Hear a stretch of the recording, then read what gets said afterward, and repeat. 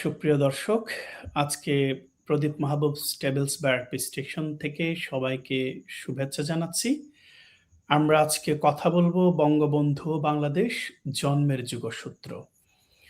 আ আমাদের সাথে আজকে যুক্ত আছেন ২ জন বিশেষ অতিথি।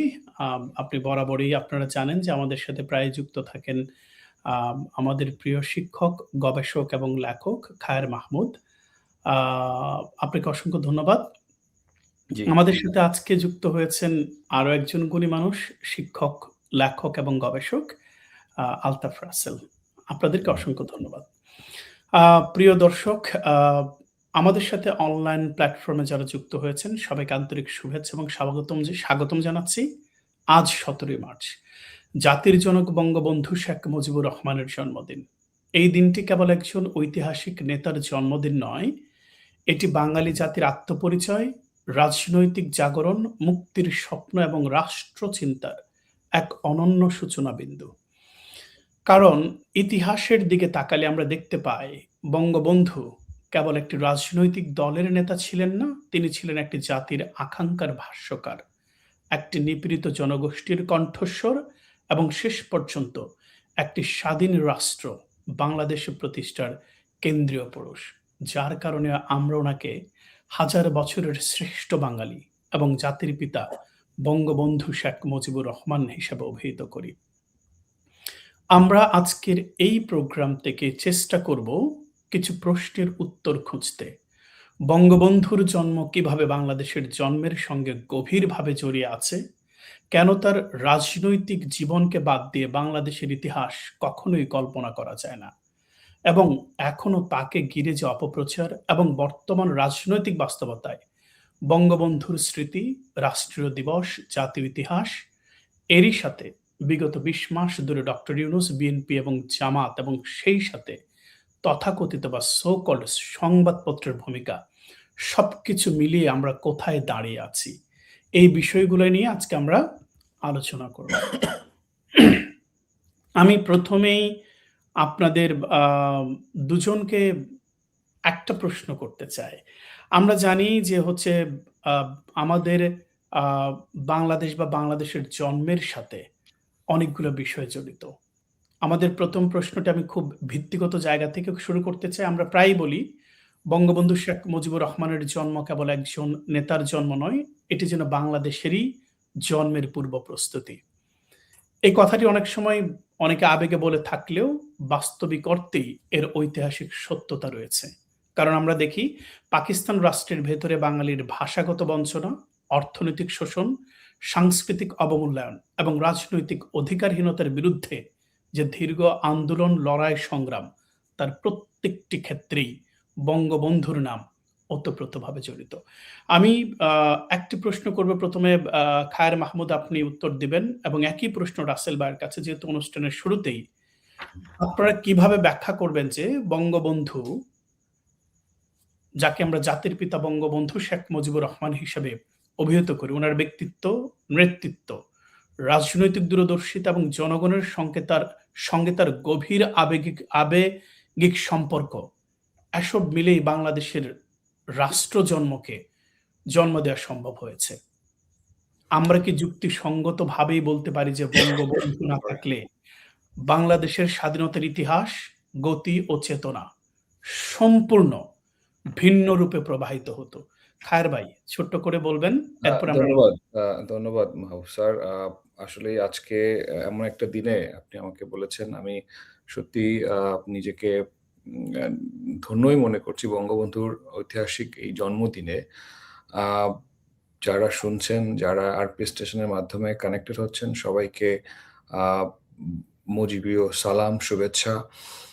দেখেন, এমন একজন আ ব্যক্তির সম্পর্কে আপনি জিজ্ঞেস করেছেন, যার সম্পর্কে যাই বলি না কেন কম পড়ে যাবে। কেননা জি, বাংলাদেশের অভ্যুদয়, আমাদের আজকের এই যে পথ চলা স্বাধীন দেশ হিসেবে, এর পুরোটার কৃতিত্ব যদি একক কোনো ব্যক্তির উপরে দেয়ার, সেটা অবশ্যই বঙ্গবন্ধুর। দেয়ার কোনো ব্যত্যয় নেই, সুযোগ নেই অন্য কোনোভাবে এটাকে ব্যবচ্ছেদ করা। তো সেই ব্যক্তির, সেই মহান নেতার জন্মদিনে তাকে এবং তার সৃষ্ট প্রতিষ্ঠান বাংলাদেশ আওয়ামী লীগ এবং বাংলাদেশের কৃষক, শ্রমিক, মেহনতি মানুষের শুভেচ্ছা জানিয়ে আমি আলোচনা শুরু করছি। দেখুন, বঙ্গবন্ধুর পুরোটা জীবন আসলে আমাদের খুব মানে আমাদের পাঠ্য বইয়ে এটা বাধ্যতামূলক করা উচিত। আমরা যদিও তার বইগুলো কেবলই মাত্র আমি বলব আ মানুষের কাছে পৌঁছানো শুরু হয়েছিল। বিশেষ করে আওয়ামী লীগের এই সর্বশেষ যে শাসনামল সে সময়ে। কিন্তু সেটাও খুব সফলভাবে আমরা পেরেছি আমি বলব না। তবে বঙ্গবন্ধুর জীবনী সুপাঠ্য, সহজপাঠ্য এবং বাধ্যতামূলক করা উচিত আমাদের মানুষদের, সাধারণ ছাত্রদের বোঝার জন্য। কারণ একটা মানুষ তার এই ক্ষুদ্র জীবনে তিনি যে কতটা ব্যাপ্তি এবং কতটা প্রসার এবং একটা জাতির সৃষ্টি একক নেতৃত্বে যে দৃঢ় নেতৃত্বে, দৃঢ় কণ্ঠে উনি নেতৃত্ব দিয়েছিলেন, এটা গবেষণার বিষয়, এটা জানার বিষয়, এটা শেখার বিষয় এবং নতুন প্রজন্মকে সেই আলোয় আলোকিত করার বিষয়। তো বঙ্গবন্ধুর যদি জার্নিটা আমরা দেখি, দেখেন উনার আ জন্ম আমরা সবাই জানি ১৭ই মার্চ ১৯২০ সালে এবং সেই একটি আ অজপাড়াগাঁই বলবো, টুঙ্গিপাড়ায় ওই সময়ে একটি সাধারণ মুসলিম পরিবারের থেকে উনি যেই একটা মহীরুহ হয়ে উঠেছিলেন এবং সমগ্র আ ওই পাকিস্তান এবং ভারতবর্ষের অন্যতম শীর্ষ নেতৃত্বে উনি যে উনার যে পরবর্তীতে আবির্ভাব, এটার একটা এই জার্নিটা আমার মনে হয় খুব গভীরভাবে দেখার দরকার আছে। এবং দেখেন, আপনি সংক্ষেপে বলেছেন তাই আমি ১ম টুকু অল্পতেই শেষ করব যে বঙ্গবন্ধুর নাম, বঙ্গবন্ধুর জন্মর সাথে বাংলাদেশের জন্ম এবং বাংলাদেশকে এক করে দেখার অনেকগুলো কারণ আছে। অনেকগুলো মাইলস্টোন আছে এখানে। আপনি ৫২ র ভাষা আন্দোলনই যদি শুরু করি, একটা বড় জায়গা আগের তার ছাত্র হিসেবে নেতৃত্বের জায়গাটা বাদ দিয়ে যদি উনি ৫২ র ভাষা আন্দোলন বলেন, ৬৬ ৬ দফা, ৬৯ এর গণঅভ্যুত্থান এবং জি, সর্বোপরি আমাদের জাতির ইতিহাসের সবচেয়ে বড় অর্জন মহান মুক্তিযুদ্ধে উনার নেতৃত্ব। এবং কিছুদিন আগেই আমরা ৭ই মার্চ পালন করলাম এবং ৭ই মার্চে উনার যে ঐতিহাসিক ভাষণ, এই ভাষণটি আপনি জানেন আমাদের সংবিধানের সংযুক্ত হয়েছিল তফসিল আকারে। অত্যন্ত দুঃখের বিষয়, সর্বশেষ যে অসাংবিধানিক আ যেই আমি বলব একেবারেই একটা বাজে দৃষ্টান্ত, শাসক হিসেবে যে সরকার ছিল, তারা এটাকে বাদ দেওয়ার চেষ্টা করেছে। কিন্তু বঙ্গবন্ধুরকে বুঝতে হলে ভাষণটি শুনতে হবে। বঙ্গবন্ধুকে বুঝতে হলে তার দৃঢ় নেতৃত্বের যে পদযাত্রা, যে বললাম ৫২, ৬৬, ৬৯ এগুলো দেখতে হবে। কি একক নেতৃত্বে ওই আ ছোট্ট একটি গ্রাম থেকে উঠে উনি এসে সমগ্র বাঙালির হৃদয়ে প্রবলভাবে উনি স্থান করে নিয়েছিলেন এবং তার বজ্র কণ্ঠ যিনি শুনেছেন এবং তার মোহনবাসী যারা তাকে শোনার সৌভাগ্য হয়েছে, তারা সত্যিই সৌভাগ্যবান। আমি মাঝে, মাঝে বিভিন্ন আলাপে বলি যে আমাদের সবচেয়ে জীবনে একটা বড় দুঃখ খুব সম্ভবত আমরা কখনো বঙ্গবন্ধুকে দেখতে পারিনি বা পারব না। জি, ঘাতকরা আমাদেরকে বঞ্চিত করেছে।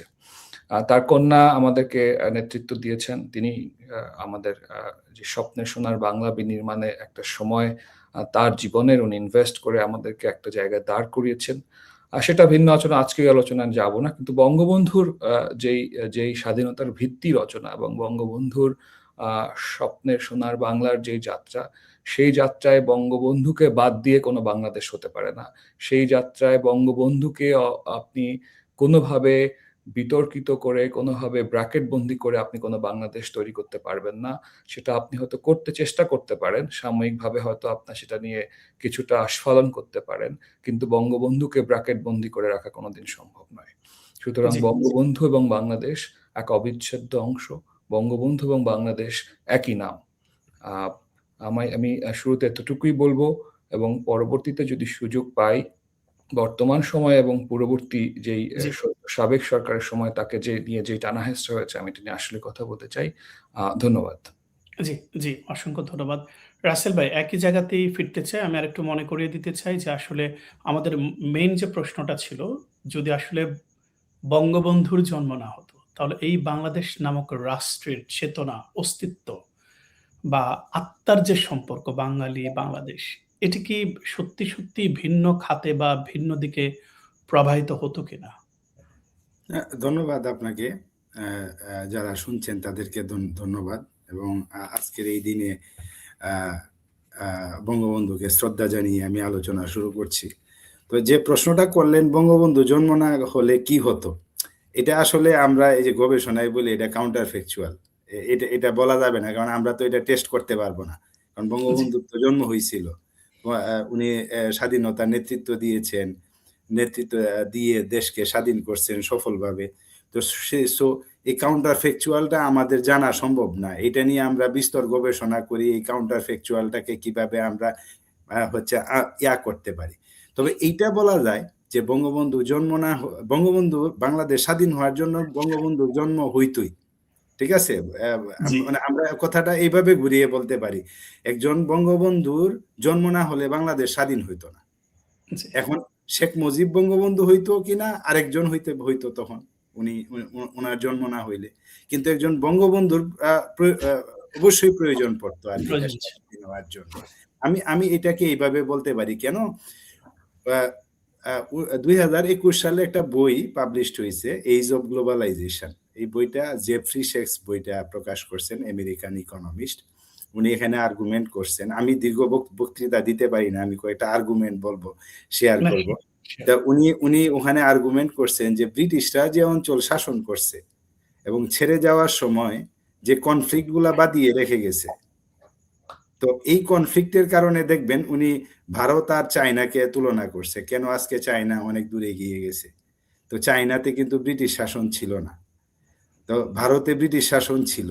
তো এই যে ভারত চায়নার মতো অগ্রসর হইতে পারছে না, এটাকে উনি এইভাবে ব্যাখ্যা করলেন। তো আমি এখান থেকে একটা জিনিস উপলব্ধি করছি, দেখেন পৃথিবীতে ব্রিটিশরা চলে যাওয়ার সময় যে অঞ্চলগুলা শাসন করছে, কনফ্লিক্ট বাদিয়ে রেখে গেছে, যেমন আপনি ফিলিস্তিনের কথা ধরেন, আপনি পৃথিবীর বিভিন্ন অঞ্চলে দেখবেন একটা কনফ্লিক্টও কিন্তু এখনো শেষ হয় নাই, চলমান না, সব কনফ্লিক্ট।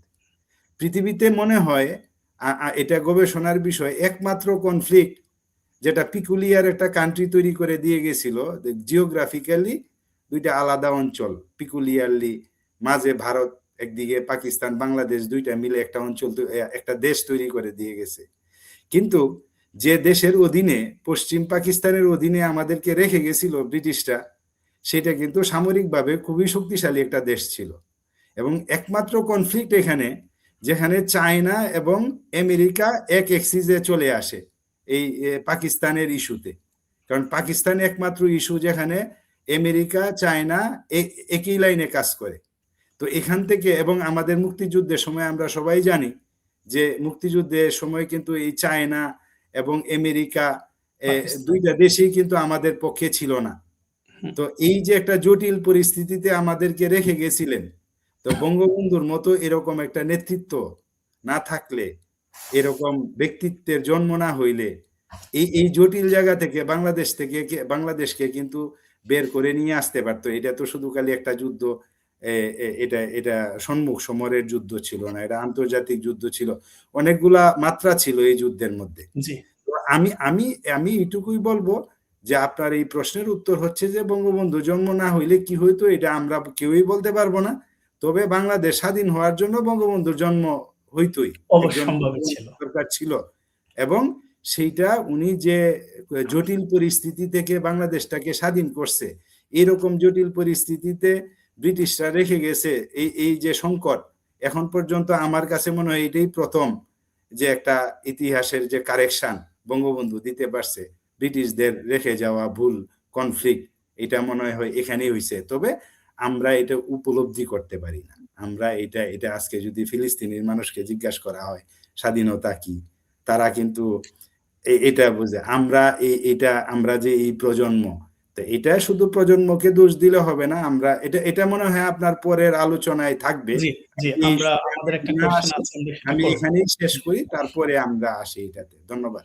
জি, অসংখ্য ধন্যবাদ। আমি আসলে আ দুজনেই শিক্ষক মানুষ, গবেষক মানুষ এবং এই জায়গা থেকে আমাদের টেক অ্যাওয়ে নেওয়ার অনেক কিছু আছে।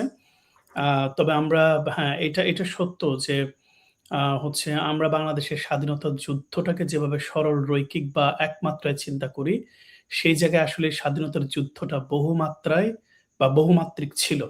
এবং সেই বহুমাত্রিক ষড়যন্ত্র বলেন, বহুমাত্রিক গেমস বলেন বা যে জিনিসটা উনারা আ তুলে এনেছেন যে ব্রিটিশ যে এখানে একটা কনফ্লিক্ট লাগিয়েছে এবং দর্শকদের জন্য আরো আমরা ভালো করে বলতে চাই।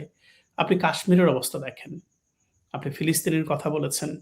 ঠিক এরকম পৃথিবীতে আরো অনেক অঞ্চল আছে যে অঞ্চলগুলোতে কনফ্লিক্ট বছরের পর বছর, শত বৎসর ধরে চলছে। কিন্তু স্বাধীনতা অর্জন করা সম্ভব হচ্ছে না। সেই জায়গা থেকে সত্যিকার অর্থেই বঙ্গবন্ধুর মতো একজন অবিসংবাদিত নেতার জন্ম না হলে আ আসলে এটা করা খুবই আ ডিফিকাল্ট ছিল। আমি হচ্ছে আ ফিরতে চাই হচ্ছে রাসেল ভাই, আমি আপনাকে একটা সম্পর্ক প্রশ্ন করতে চাই। যে আমরা আ বর্তমান রাজনৈতিক বাস্তবতার সাথে খুব গভীরভাবে সম্পর্কিত।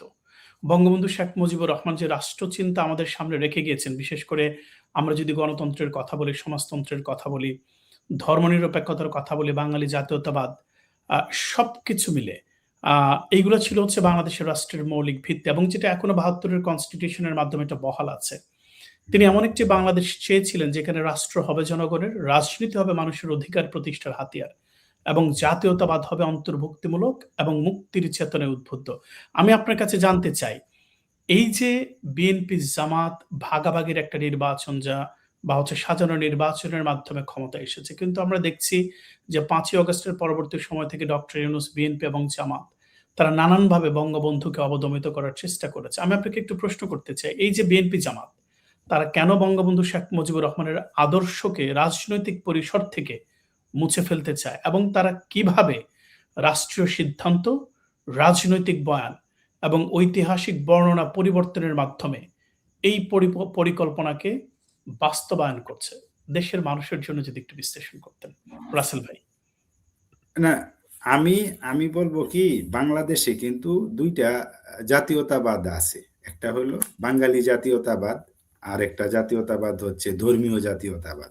এই বাংলাদেশী জাতীয়তাবাদ যেটা বলা হয়, এটা আসলে এইবারেই যদি এই মুখে রুমাল দিয়ে মানুষ যদি বিএনপিকে ভোট না দিত, তাহলে বাংলাদেশী জাতীয়তাবাদ কিন্তু হাওয়া হয়ে যাইত। কারণ বাংলাদেশী জাতীয়তাবাদ আপনি দেখবেন এটা কি বলা হয়, বাংলাদেশী জাতীয়তাবাদের ক্ষেত্রে বলা হয় যে বাঙালি জাতীয়তাবাদ বললে পাহাড়িরা বাদ পড়ে যায়। কিন্তু দুর্ভাগ্যজনকভাবে আপনি দেখবেন তানভীর মুকাম্মেলের একটা মুভি আছে, ডকুমেন্টারি, যে ওখানে উনি কিন্তু এই যে কর্ণফুলীর কান্না, ওইটাতে কিন্তু উনি মানে পোট্রে করছে যে জিয়াউর রহমান যখন ক্ষমতায় ছিলেন সেটেলার পাঠিয়ে ৫ লক্ষের মতো সেটেলার পাঠাইছে এই পাহাড়ি অঞ্চলে, তাদের যে স্বাভাবিক জীবন এবং ওই অঞ্চলটা হচ্ছে যে ওই অঞ্চলের যে আদি ওদের নিজস্ব সংস্কৃতিটাকে ধ্বংস করে দেওয়ার জন্য কিন্তু ওখানে সেটেলার পাঠাইছে। এবং আজকে দেখেন এই যে ঢাকা বিশ্ববিদ্যালয়ে ডাকসু নির্বাচনে যারা আসছে, নির্বাচিত হয়েছে প্রথম ভিপি, জিএস, দুইজনেই কিন্তু এই জিয়াউর রহমানের পাঠানো সেটেলারদের সন্তান।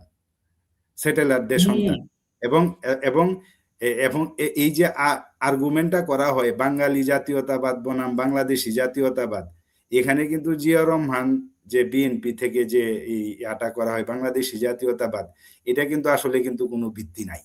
হ্যাঁ, ওরা বলতেছে যে আমরা পাহাড়িদেরকে নিব, ওখানে সেটেলার পাঠিয়ে ওই অঞ্চলকে কিন্তু মানে হচ্ছে ধ্বংস করা হয়েছে, কিংবা ওই অঞ্চলের যে অরিজিনালিটিটাকে, ইন্ডিজিনিয়াস যে কালচারটাকে হচ্ছে তারা মানে জিয়াউর রহমান কিন্তু অ্যাটাক করছে। হোয়ারেজ আপনি দেখবেন বঙ্গবন্ধু যখন এই সংবিধানে গণতন্ত্র, সমাজতন্ত্র, ধর্মনিরপেক্ষতা, বাঙালি জাতীয়তাবাদ ইনক্লুড করলো, এখানে কিন্তু আমরা এগুলাকে কম্প্রিহেন্সিভলি দেখি না। আমরা কি করি, যখন বাংলাদেশি জাতীয়তাবাদকে বাঙালি জাতীয়তাবাদের সাথে কম্পেয়ার করি, তখন অন্যগুলাকে পাশে রেখে দিই। অন্যগুলাকে যদি পাশাপাশি রাখেন, তাহলে কিন্তু এই কম্প্রিহেন্সিভলি দেখলে কিন্তু এই পাহাড়িদেরকে কোনো মানে বঞ্চিত করা কিংবা তাদেরকে এই বাইরে রেখে চিন্তা করা কিন্তু এই টোটাল যে কম্প্রিহেন্সিভ যে এই যে মূলনীতিগুলা, এটা কিন্তু তা বলে না। আপনি যদি বাঙালি জাতীয়তাবাদের পাশে যদি আপনি ধর্মনিরপেক্ষতা রাখেন, আপনি যদি সমাজতন্ত্র রাখেন, গণতন্ত্র রাখেন, সবগুলোকে আপনি কম্প্রিহেন্সিভলি দেখলে কিন্তু একটা দিয়ে আপনার মনে হইতে পারে যে পাহাড়ি কিংবা ইন্ডিজিনিয়াস পিপল বাদ পড়ে যাচ্ছে, কিন্তু আরেকটাকে যখন পাশাপাশি বসিয়ে দিবেন তাহলে কিন্তু তারা ইনক্লুডেড হয়ে যাচ্ছে। কিন্তু আপনি বাংলাদেশি জাতীয়তাবাদ বলে যে কথা বলছেন, সেই কথা বলে কিন্তু পাহাড়িদেরকে আপনি ইনক্লুড করার কথা বলছেন, কিন্তু আপনি সেটেলার পাঠিয়ে তাদের ইন্ডিজিনিয়াস হচ্ছে কালচারটাকে আপনি কিন্তু ডেস্ট্রয় করে দিয়েছেন। ঠিক আছে? তো এবং এইটা এবং আরেকটা বিষয় কি আপনি এটা কি এখন আমি একটা ফিলোসফিক্যাল পার্সপেক্টিভ থেকে আমি এই জিনিসটাকে একটু ব্যাখ্যা করতে চাই যারা শুনছেন তাদের জন্য। এটা কি এখন করব না পরে করব? আমি সংক্ষিপ্তভাবে এখন শেষ করব। সংক্ষিপ্তভাবে এখনই করেন, কোনো প্রবলেম নেই। ২-৩ মিনিটের আচ্ছা। মধ্যে। হ্যাঁ, এটা ২-৩ মিনিটই লাগবে। এটা হচ্ছে আমরা যদি এই যে স্বাধীনতার পরে কিংবা বঙ্গবন্ধুকে মানে হত্যা করার পরে যে নেরেটিভস গুলা আসছে এই সংবিধানের মূলনীতি নিয়ে, আপনি জানেন প্রথম সেকুলারিজমের উপরে অ্যাটাক হইল। তারপরে আসছে এই যে এখন যে কথাগুলো আসছে লাস্ট 18 মাসে আলী রিয়াজ যে শব্দ চয়ন করছে, শব্দের খেলা করছে, আপনি এই শব্দগুলাকে দুইটা ভাগে ভাগ করতে পারবেন। এবং আমাদের যে ৭২-এর সংবিধানে যে মূলনীতিগুলা যুক্ত করা হয়েছে, জি। এগুলাকে আপনি ফিলোসফিক্যাল দুইটা পার্সপেক্টিভ আছে, একটা বলে ইনস্ট্রুমেন্টালিজম আর একটা হচ্ছে কনসিকুয়েন্সিয়ালিজম, আমরা জানি সবাই। তো কনসিকুয়েন্সিয়ালিজম হচ্ছে যে আপনি দ্য বেস্ট আউটকাম, ফলাফলটাকে নিয়ে সর্বোচ্চ ভালো একটা ফলাফলের কথা বলবেন। আর ইনস্ট্রুমেন্টালিজমটা হচ্ছে যে আপনি এই যে সর্বোচ্চ ভালো যে ফলাফলটা কিভাবে আপনি অর্জন করবেন, সেই টুলস গুলা কি।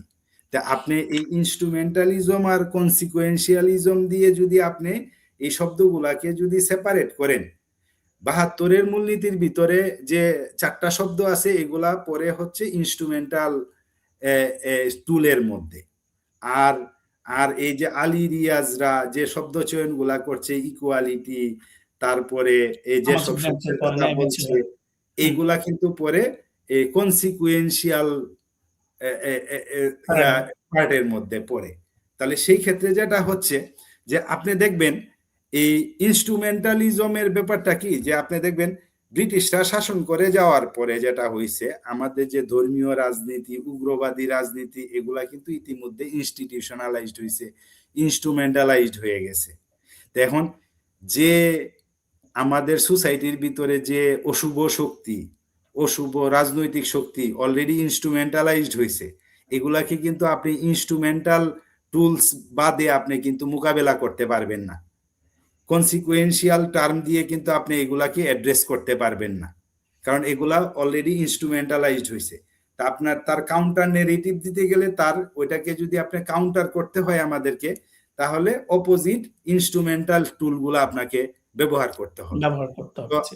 টুলগুলাকে ব্যবহার করতে হবে। যে শব্দ চয়নগুলা করছে কোনোটাই কিন্তু খারাপ না, but this terms are not homegrown, মানে এগুলা আমাদের এখান থেকে আসে নাই। যেমন আপনি বাঙালি জাতীয়তাবাদ, এটা কিন্তু আমাদের সংস্কৃতি, এটার বিপরীতে আপনি বলছেন হচ্ছে সমতা।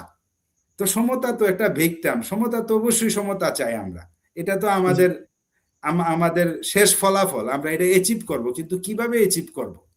তো সেইটা অ্যাচিভ করার জন্য যে আমাদের যে ইনস্ট্রুমেন্টাল টুলস গুলা, এটা এবং কতটা দূরদর্শী হইলে আপনি চিন্তা করে দেখবেন, আপনি ফিলোসফিক্যাল পার্সপেক্টিভ থেকে যদি মূল্যায়ন করি আমরা, তাহলে দেখব ৭১-এর যে সংবিধানে যে ৭২-এর যে সংবিধানের যে মূলনীতি, যে টার্মগুলা ঢুকানো হয়েছে, এগুলা কিন্তু ইনস্ট্রুমেন্টাল, এবং এই ইনস্ট্রুমেন্টাল গুলা দিয়ে কিন্তু আপনাকে ইনস্ট্রুমেন্টাল প্রবলেম গুলাকে কাউন্টার দিতে হবে।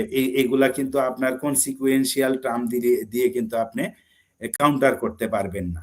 তো এই টার্মগুলা কিন্তু অনেকটা ভেগ টার্ম, যে শব্দ অনেকটাই বলতে পারেন শব্দের খেলা, শব্দ চয়ন করা হচ্ছে।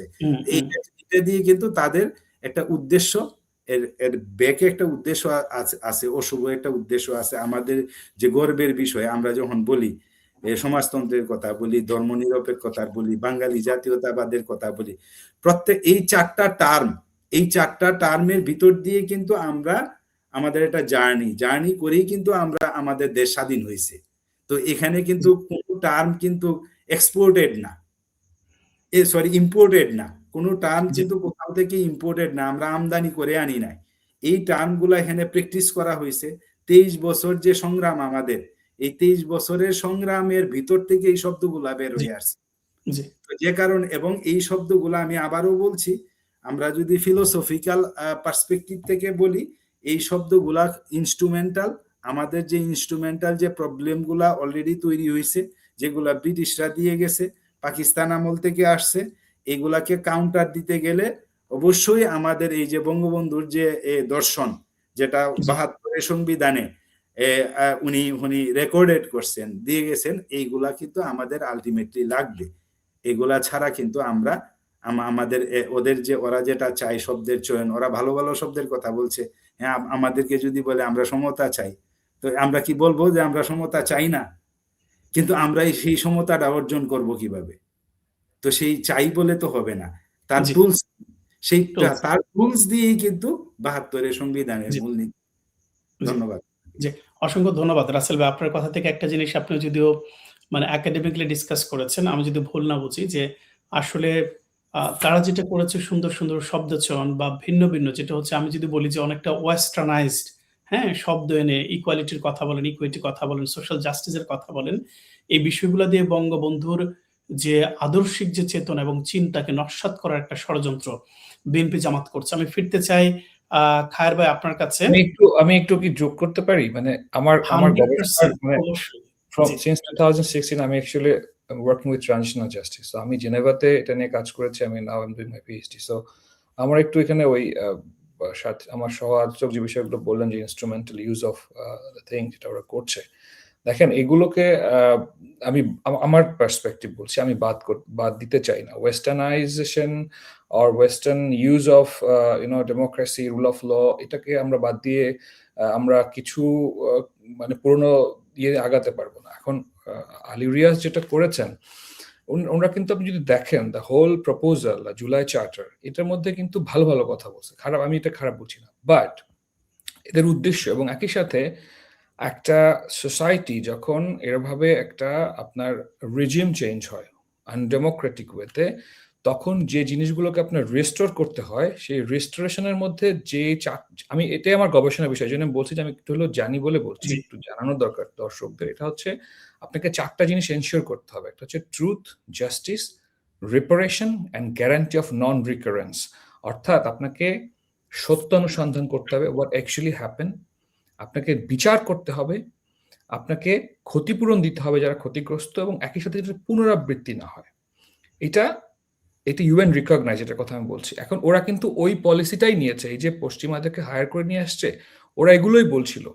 এখন এগুলো তো আমরা যেটা ভাই বলেন সেটা আমাদের কোনো দ্বিমত নেই, কিন্তু এটা ওরা করতেও পারে নাই। আপনি দেখেন বিচারের কথা যদি বলি, একটা প্রশ্নবিদ্ধ ট্রাইব্যুনাল করেছে, প্রশ্নবিদ্ধ লোকজন নিয়োগ দিয়েছে, জি, প্রশ্নবিদ্ধ তদন্ত প্রক্রিয়া চলছে, ক্ষতিপূরণ বেছে বেছে এই ধরনের। আপনি যদি মৃত্যুর সংখ্যা দেখেন, ৫ই আগস্টের পর থেকে ৩১ আগস্ট পর্যন্ত তারা একটা ইনডেমনিটি নিয়েছে। তার মানে এই সময় সবাই আওয়ামী লীগ এবং তার লোকজন মারা গেছে, অ্যাসোসিয়েট তাদেরকেও তারা তালিকার মধ্যে নিয়ে সেটা।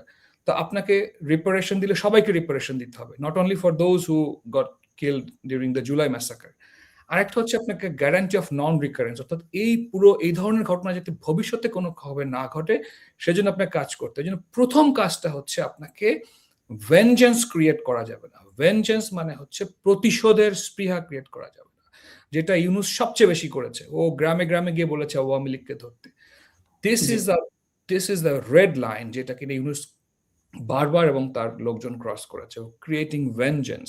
দেখেন একটা ঐতিহাসিক বই আছে মার্থা মেনুর বলা, ফ্রম ভেনজেন্স টু ফেয়ারনেস। অর্থাৎ আপনি যে কোনো একটা ঐতিহাসিক দ্বন্দ্ব, সেটা যুদ্ধ হতে পারে, দেশের অভ্যন্তরীণ করতে পারে, এটার অব্যাহতি পরবর্তীতে আপনি কোনোভাবেই ভেনজেন্সকে উস্কাই দিতে পারেন না, অর্থাৎ প্রতিশোধ পরায়ণতাকে উস্কে দিতে পারেন না। যদি আপনি দেন, ইউ ক্যানট রেস্টোর পিস। এবং সেটাই হয়েছে 18 মাসে। আপনি দেখেন ভয়াবহ আইনহীনতা হয়েছে। সুতরাং আমি এদের কথা দিয়েই এদের কথাটা কাউন্টার করতে চাই। অর্থাৎ বঙ্গবন্ধু আদর্শ তো অবশ্যই অনেক অনেক বড়, কিন্তু এরা যেগুলো বলেছে, যেই ভালো কথাগুলো বলেছে, ট্রুথ, জাস্টিস, কিছু এরা করতে পারেনি, বিকজ তারা এটা করতে চায়নি। রাদার দেন তারা হচ্ছে এটাকে একটা প্রতিশোধ পরায়ণতা, আরো সহজ করে স্পষ্টভাবে মোটা দাগে বললে আওয়ামী লীগ নিধন করেছে। অ্যান্ড ইউ জি, can't restore peace like this. আপনাদের একটা ছোট উদাহরণ দিই, তাহলে আরো সহজ হয় বুঝতে। সাউথ আফ্রিকাতে যখন 1992-তে অ্যাপার্থাইড শেষ হলো, অর্থাৎ নেলসন ম্যান্ডেলা এসে ওরাও একই কাজ করছে, রিস্টোরিং পিস, ওরা বলেছে খুব ভালো কথা। এবং ডেসমন্ড টুটুর একটা অসাধারণ বই আছে, যদি আপনারা পড়ে থাকেন। ওদের ওই সময় একটা কার্টুন ছিল যে আপনি যদি কোনো পোড়া বাড়ির বা একটা পরিত্যক্ত বাড়ির পাশ দিয়ে আপনি হেঁটে যান, একদিন ২ দিন আপনার কিন্তু মনের মধ্যে খচখচানি লাগবে যে ওখানে কিছু একটা হয়েছিল, একদিন গিয়ে দেখি। আপনি যতদিন পর্যন্ত না গিয়ে দেখবেন ওখানে কি হয়েছে, আপনার মনে থেকে এটা যাবে না। যাবে সো না। Past abuse, serious international crime বা এই ধরনের ঘটনা ঘটলে ইউ নিড টু ডেল্ভ উইথ। আপনি যদি না করেন আপনার মনের মধ্যে খোঁচাতে থাকবে। যে কারণে আমরা কিন্তু 1971 সালের মহান মুক্তিযুদ্ধের যেই যুদ্ধাপরাধ তার বিচার আমরা 2008 সালে এসে করেছি, 9 সালে এসে করেছি। কারণ না করলে ওটা আমাদের মনের মধ্যে আমাদেরকে অস্বস্তি, জাতি হিসেবে কখনো ওই পিসটা, ওই যে রেস্টোরিং পিস, যেটাকে আমরা বলছি যে মানে গ্যারান্টি অফ নন রিকারেন্স, এটা আমরা করতে পারতাম না। তো যেই জায়গাটাতে দেখেন আওয়ামী লীগ যে 2009 সফল হলো, ওরা কিন্তু এসে করতে পারেন। তার মানে কি, ওদের মনের মধ্যে এটা ছিল আসলে রিস্টোরিং পিস না, ওরা হচ্ছে ভেঞ্জেন্সটাকে উগরে দিয়েছে, প্রতিহিংসা পরায়ণতাকে উগরে দিয়েছে। This is no way you can accept it. That's what Yunus did in his entire tenure. Sorry, আমি একটু মনে বেশি সময় নিয়ে ফেললাম, বাট না, it's okay. Thank you so much. আমি খুবই এনজয় করেছি, চমৎকার আলোচনা। যে আমি দুজনের সাথে একমত। সত্যি কথা বলতে দুজনের সাথে একমত। ইন আ সেন্স আপনারা দুজনেই একাডেমিক এবং থিওরিটিক্যাল ডিসকাস করেছেন। যে আসলে তারা সুন্দর, সুন্দর টার্ম ইউজ করেছে, টার্ম borrowed করেছে, but at the end of the day actually they have not been successful. The reason is that actually they didn't want to do anything. That is the main thing actually. They wanted to create anarchy in our society. That they have আর done. এখানে সোজা কথা, কিছু সুবিধাবাদী বিদেশি লোকজন এসে, আমি আপনার আলোচনায় একদিন বলেছিলাম দেখেন মহান মুক্তিযুদ্ধ কিন্তু এইসব কোটটাই ওরা লোকজন বেশি করে নাই, করেছে না, কৃষক, শ্রমিক, সাধারণ মেহনতি মানুষ। এবং এরা ব্যস্ত ছিল বিদেশে বসে বাংলাদেশকে স্বীকৃতি না দেওয়ার ষড়যন্ত্রে। So জি। এই ধরনের লোকগুলো কিন্তু আবার 2024 এর জুলাইয়ের পরে এসে একসাথে হয়েছে। তারা এই দেশের স্বার্থের পক্ষে, অনেকে আমাদের আশেপাশে অনেক সময় বলার চেষ্টা করে Yunus was a great man and Nobel laureate. আমি সবসময় বলি give me one single reason আমি তাকে সমর্থন করব। ও জুলাইয়ের ওই লোকজনদেরকে সুবিধা দেওয়া ছাড়া বাংলাদেশের জন্য সে কি করেছে একটাও দিতে পারবে না কিন্তু sir. So that's it. This people are like মানে অপরচুনিস্ট, সুযোগ পেয়েছে, এসেছে। জি জি, ধন্যবাদ। আমি এই জন্য নিজে একটা টার্ম সবসময় বলি, আমাকে একটা ইউনুস দাও, আমি তোমাকে একটা ধ্বংসপ্রাপ্ত দেশ দিব। আমি ফিরছি হচ্ছে রাসেল ভাই আপনার কাছে পরবর্তী প্রশ্ন নিয়ে। সরি, আমার হচ্ছে একটু প্রিয় দর্শক, আপনারা নিশ্চয়ই প্রোগ্রাম উপভোগ করছেন। আমি একটু ফিরতে চাই রাসেল ভাই আপনার কাছে, যে সেটা হচ্ছে আমরা দেখেছি ডক্টর মোহাম্মদ ইউনুস অনেকগুলো অবৈধ অধ্যাদেশের মাধ্যমে বা হচ্ছে এক্সিকিউটিভ অর্ডারের মাধ্যমে জাতীয় শোক দিবস বাতিল করেছে, বঙ্গবন্ধুর জাতীয় শিশু দিবস এটা বাদ করেছে, ধানমন্ডির সে হচ্ছে যে আপনার আগুন দিয়েছে, ধ্বংস যজ্ঞ চালিয়েছে।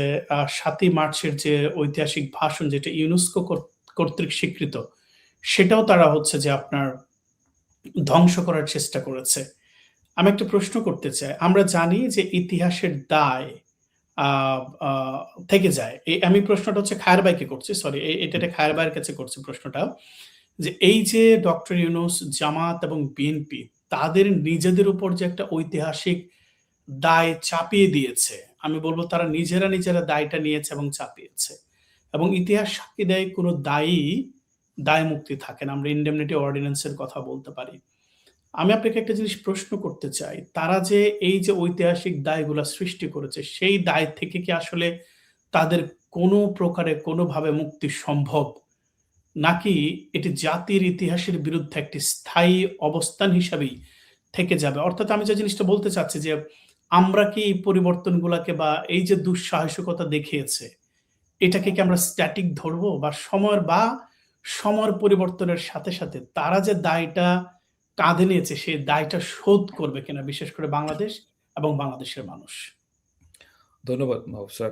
দেখেন ইউনুস এবং আমি এটাকে জামাত সরকারই বলি। Yunus was the face of the government, but behind this it was Jamaat and entirely আমাদের মহান মুক্তিযুদ্ধের যে পরাজিত মুক্তিযুদ্ধের যেই অশুভ যে শক্তিটা আমাদের ৭১ সালে আমাদেরকে মা বোনদেরকে ধর্ষণ করেছে, আমাদের মুক্তিযোদ্ধাকে হত্যা করেছে, সেই অংশটুকুই এখানে আপনি দেখবেন। বঙ্গবন্ধুর যে আমাদের যেই বাড়ি ৩২ যেদিন ভাঙা হলো, সেদিন পাকিস্তানের আইএসআই কিন্তু ওরা বিবৃতি দিয়েছে, এবং ওরা কতটা নির্লজ্জ হলে এই 2026-5 এসে একটা স্বাধীন দেশের ভেতরের অভ্যন্তরীণ বিষয় আরেকটা দেশের সামরিক স্থাপনা থেকে সেটা নিয়ে নিন্দা এবং কটূক্তি করা হয়। সুতরাং এই যে গ্রুপ, এদের নিয়ে আমি কখনো সন্দেহ প্রকাশ করি না। এরা স্বাধীনতার পরাজিত শক্তি, এরা আল বদর, আল শামস, রাজাকার, এবং এরা সব যুদ্ধাপরাধের দায়ে অলরেডি আমাদের দেশে সাজাপ্রাপ্ত। এই অংশটুকুই এই আন্দোলনের সাথে যুক্ত। এবার আসেন তারা যে ইনডেমনিটি, দেখেন ইনডেমনিটি, আমি আইনের মানুষ, আইন পড়েছি, আইন পড়াই, এখন আইন নিয়ে কাজ করি। ইনডেমনিটি যদি যে কোনো ক্রিমিনাল কেস, এটা লিমিটেড হয় না, নেভার লিমিট, এটা কখনো আপনি তামাদি করতে পারবেন না। It will be questionable always. এটা যখন, এখন হয়তো তাদের হাতে কিছু জোর আছে তারা, এবং যে প্রক্রিয়ায় অধ্যাদেশ, আমি আপনার একটা সত্যি বলেছিলাম যে ওরা সংবিধানের 93 অনুচ্ছেদ ব্যবহার করে অধ্যাদেশ প্রণয়ন করেছে, কিন্তু ওরা ওই সংবিধানের 93 এক পড়ে কিন্তু 2 পড়ে না, যে অধ্যাদেশে কিন্তু কন্ডিশনস আছে, এবং অধ্যাদেশ, আপনি এমন কোন অধ্যাদেশের নামে এমন কোন আইন করতে পারবেন না যেটা সংবিধানের সাথে সাংঘর্ষিক বা ভবিষ্যতে আইন হিসেবে করা যাবে না কোনো সংবিধান বাতিল বলে গণ্য হয়। হ্যাঁ, তো ওরা কিন্তু এগুলো করেছে, যা খুশি তাই করেছে, গণভোট নাই, গণভোট নিয়ে এসেছে, মানে ওদের যা মনে হয়েছে 10-12 জন মিলে। এবং খুব ফানি জিনিস, আমার খুব ফানি লাগে, এই লোকগুলো নিজেদেরকে দেখবেন, ওরা যখন সোশ্যাল মিডিয়াতে লেখে মন্ত্রী পরিষদের মিটিং হলো, মন্ত্রী পরিষদ, দেখলো আরে বেটা ওরকম মন্ত্রী নাকি, কতগুলো উপদেষ্টা, কিন্তু তারা চিন্তা করেন তাদের ইনার মানে কতটা তারা ডিস্যাটিসফাইড, নিজেদেরকে নিজেরা মন্ত্রী বলে। তো এরা এই 10-12 জন মিলে একটা আইন করে ফেলে, একটা রাষ্ট্রের যেই মূলনীতি সেখানে তারা হাত দেওয়ার চেষ্টা করে। এবং আমাদের বাংলাদেশি বাঙালি জাতীয়তাবাদের যে ভিত্তি, যেই মানে ঐতিহাসিক সত্যের উপরে বাংলাদেশ প্রতিষ্ঠিত, সেই পর্যন্ত তারা যাওয়ার চেষ্টা করেছে। এটা কোনোদিন সম্ভব না। ইনডেমনিটি যে প্রশ্নটা আপনি বলেন, ইনডেমনিটি ওরা যেটা দিয়েছে, ইনডেমনিটি বাংলাদেশের আগে হয়নি, ঠিক আছে, কখনোই টিকে নাই।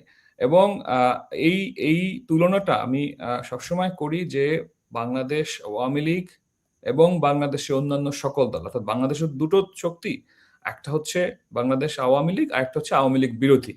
এই বিরোধীদের একমাত্র রাজনীতি হচ্ছে আওয়ামী লীগ বিরোধিতা করা। এবং এদের আপনি দেখবেন দুটো ঐতিহাসিক অনেকগুলো উদাহরণ দিয়ে বোঝানো যাবে, যে একটা হচ্ছে আওয়ামী লীগ যখনই ক্ষমতা এসেছে, তারা এসে পূর্ববর্তী অন্যায়ের বিচার করেছে। অন্যরা যখন ক্ষমতা এসেছে, একটা অন্যায় অপরাধ করে ক্ষমতা এসেছে। সুতরাং এই দুটো কিন্তু এক না। এবং এইবারও যে ঘটনা ঘটেছে, দেখেন আজকের বিভিন্ন মানে বিগত কয়েক দিনের আলোচনার মধ্যে একটা ছিল পুলিশ হত্যার বিচার। কেন হবে না? একটা স্বাধীন দেশে বাংলাদেশের মুক্তিযুদ্ধের সাথে অনেকে তুলনা দেয়, মানে কতটা মূর্খ এবং নীচতা হলে, মানে দেখেন মুক্তিযুদ্ধের একটু এটা মনে পরিষ্কার করা দরকার। মুক্তিযুদ্ধে আমাদের উপরে, আমরা কিন্তু কাউকে গিয়ে আঘাত করিনি, খেয়াল করেন, আমাদের উপরে 25শে মার্চ কাল রাতে ভয়াবহ রকমের গণহত্যা চালানো হয়েছে। এটাকে আমরা হিউম্যান রাইটস এর ভাষায় বলি struggle approach to human rights. আপনাকে যদি কেউ মারতে মারতে দেয়ালের কাছে নিয়ে যায়, আপনি কি মার খেয়ে মরে যাবেন? না, you will fight back. So that's what our freedom fighters did. আমাদের ফ্রিডম ফাইটার্সরা প্রতিরোধ যুদ্ধ করেছে। তারা সেই প্রতিরোধ যুদ্ধ প্রতিষ্ঠিত সংগ্রামে একটা ঘোষণার মধ্যে দিয়ে একটা দেশ প্রতিষ্ঠা হয়েছে। 26শে মার্চ 1971 সালে বাংলাদেশ প্রতিষ্ঠা হয়েছে। আমাদের মুক্তিযুদ্ধ চলাকালীন সময় আমাদের অস্থায়ী রাষ্ট্র, সংবিধান, সরকার সব ছিল, এবং সবগুলো সংবিধানের তফসিলে যুক্ত আছে, এটা এমন কোনো না বানানো কথা না। এখন আসেন জুলাইয়ের মধ্যে, জুলাইয়ের আন্দোলনকে আপনি যদি ধরেও নেন যে ঠিক আছে এক ধরনের আন্দোলন ম্যাটিকুলাস প্ল্যানে হয়েছে, সেখানে যত অন্যায় হয়েছে তার বিচার কেন হবে না? এটা তো কোনো যুদ্ধ ছিল না। It was a conflict in a peace time. Peace টাইমে হিউম্যান রাইটস এর ভায়োলেশন পৃথিবীর সকল মানবাধিকার ডকুমেন্টে answerable. You have to answer in a court of law, যদি কেউ সেই প্রশ্নটা উত্থাপন করে। এখন প্রশ্ন উত্থাপন না করলে সেটা অনুযায়ী, কেউ যদি কোনো পরিবার ভুক্তভোগী মনে করে যে আমার ভাই পুলিশ চাকরি করতো, তাকে নির্মমভাবে হত্যা স্বীকার করেছে, তাকে পুড়িয়ে দেওয়া হয়েছে, তাহলে সেটা বিচার আমি চাইতে পারি না? অবশ্যই চাইতে পারি।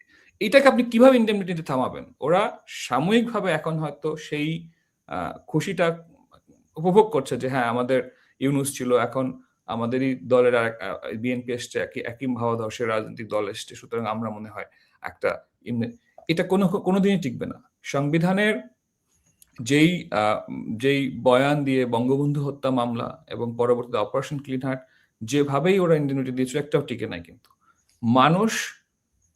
মানুষ আওয়ামী লীগকে 2/3 সংখ্যাগরিষ্ঠ দিয়ে সেই ইন্ডিউনিটি বাতিল করেছে। সুতরাং সামনেও তাই হবে। এবং এই দুটোকে আমি দেখি, একটা হচ্ছে মানে কি বলে সন্ত্রাসীদের সাথে সাধারণ জনগণের বিরোধ। এখানে জনগণের সাথে জনগণ বলা যাবে না। না আপনি বলা যাবে না। খেয়াল করে দেখবেন স্যার, ২-১ দিন আগে দেখবেন এই যে ইনকলাব মঞ্চ বা কি একটা হয়েছে মঞ্চ। ওদের মিছিলে আমি ওদের নিয়ে গুনে দেখলাম ২৩ জন। জি, ২৩ জন এসে ঠিক আছে নাও। So you see the situation. একটা সময় ওরা মানুষকে বোকা বানিয়ে ২৩,০০০ হয়তো করেছিল। Now it comes to number 3, 23। এইটাই হচ্ছে ওদের অরিজিনাল সংখ্যা। জি। এবং এরা কেননা এখন এখন তো ইউএস ডলার নেই। ডলার নেই। এখন ওরা ওদের ওদের ওদের সঠিক সংখ্যায় নেমে এসেছে এবং ভবিষ্যতে এরা একটা সময় বিলুপ্তির পর্যায়ে যাবে এবং এদের প্রত্যেকের বিচার এই বাংলাদেশ হবে, হতেই হবে। জি, তাহলে জি, আমাদের দেশ হিসেবে অস্তিত্ব অদূর ভবিষ্যতে টিকে থাকা দুরূহ হয়ে জি, পড়বে। জি। ধন্যবাদ। অসংখ্য ধন্যবাদ। আ ফিরতে চাই রাসেল ভাই আপনার কাছে। আমি আপনাকে একটু প্রশ্ন করতে চাই রাষ্ট্রীয় ইতিহাস, স্মৃতি এবং প্রতীকের পুনর্বিন্যাস নিয়ে। আ আমরা আ আপনাকে সরাসরি প্রশ্নটাই করতে চাই। যখন একটি রাষ্ট্র তার গুরুত্বপূর্ণ দিবস বাতিল করে, বিশেষ করে ঐতিহাসিক প্রতীককে দুর্বল করে দেয়া এবং জাতীয় স্মৃতিগুলোকে পুনর্বিন্যাস করে, বিশেষ করে বঙ্গবন্ধুর মতো আ হাজার বছরের শ্রেষ্ঠ নেতা, জাতির জনককে কেন্দ্র করে এরকম সিদ্ধান্ত হয়, তখন কি একটি গণতান্ত্রিক পুনর্বিবেচনা নাকি ইতিহাস ও রাষ্ট্রের জন্ম কাহিনী নিয়ন্ত্রণে একটি রাজনৈতিক প্রয়াস সৃষ্টি করা হয়? এবং এই দীর্ঘমেয়াদে এই যে তারা এই প্রয়াসগুলো কৃত্রিমভাবে তারা তৈরি করছে, তার সামাজিক এবং রাজনৈতিক প্রভাবটা রাষ্ট্র হিসেবে বাংলাদেশের উপরে কিরকম, কিভাবে এবং কতটুকু পড়তে পারে? তার সীমারেখাটা কতটুকু? কি মনে করেন রাসেল ভাই আপনি? না, এটা তো প্রভাবের কথা যদি বলেন, এটা তো বলাই যায় খুব সহজে। এটার জন্য খুব ব্যাখ্যার প্রয়োজন নাই। এটা জি, দীর্ঘমেয়াদী প্রভাব তো অবশ্যই খুবই খারাপ। কিন্তু আমি যেখানে ফোকাস করব যে কেন বারবার বঙ্গবন্ধুকে এত আক্রমণ এক্সাক্টলি। করে, হুম, হ্যাঁ, এত আক্রমণ করে, মুক্তিযুদ্ধকে কেন আক্রমণ করে? এটা দেখবেন ভারত আর বাংলাদেশে, ধরেন ওখানে ওদের হিন্দু জাতীয়তাবাদ, আমাদের এখানে মুসলিম জাতীয়তাবাদ। এখন আপনি দেখবেন এই ভারতে কিন্তু আমরা অনেকেই ভুল করে কি করে এই বিজেপিকে জামাতের সঙ্গে তুলনা করে। আমি ডেইলি স্টারের একটা লেখায় আমি ওইটা সেকুলারিজম নিয়ে যে লেখাটা ওইটাতে আমি আর্গু করছি। বলছি কেন বিজেপিকে আর জামাতকে তুলনা করা যাবে না। কেন তুলনা করা যাবে না? কয়েকটা পয়েন্ট আছে। হ্যাঁ, কিছু, কিছু পয়েন্টে হয়তো মিল পাওয়া যাবে, যেহেতু ওইটাও জি, ধর্মীয় জাতীয়তাবাদ, এইটাও ধর্মীয় জি, জাতীয়তাবাদ। কিন্তু আমি অমিলের জায়গাটা বললাম কি, যেমন মোদি যখন পশ্চিমবঙ্গে আসে বক্তব্য দেয়, সে রবীন্দ্রনাথকে সম্মান দিয়েই কিন্তু বক্তব্য কথা দেয়। বলে। রবীন্দ্রনাথকে যথেষ্ট সম্মান দেয় এবং সে এই সারা ভারতকে গুজরাট বানানোর চিন্তা করে না। কিন্তু আপনি জামাতকে যদি দেখেন, সে কিন্তু সারা বাংলাদেশকেই হচ্ছে এই ওদের মতো করে, ধরেন এটা কি বলা হয়, পাকিস্তান বানাতে চায়। পাকিস্তান বানাইতে চায় সারা বাংলাদেশকে, কিংবা সারা বাংলাদেশকে ধরেন ওদের একটা অঞ্চলের মতো বানাইতে চায় যেখানে তাদের লোক বেশি, হয়তো সাতক্ষীরার মতো বানাইতে চায় সারা বাংলাদেশকে। এটা হলো জামাতের সমস্যা। আরেকটা অমিলের জায়গা আছে, এটা হলো আপনার এই ওদের যে ধর্মীয় জাতীয়তাবাদ, ওইটা হোমগ্রোন ইন্ডিয়ায়, এটা অন্য দেশ থেকে নিয়ন্ত্রিত হয় না। কিন্তু আমাদের যে মুসলিম জাতীয়তাবাদ, যেটা ইসলামিক জাতীয়তাবাদ, এটা কিন্তু মিডিল ইস্ট কিংবা পাকিস্তান, এই অন্যান্য দেশ থেকে এটা নিয়ন্ত্রণ হয়, প্রভাবিত হয়। এটা কিন্তু বিশাল এক পার্থক্য।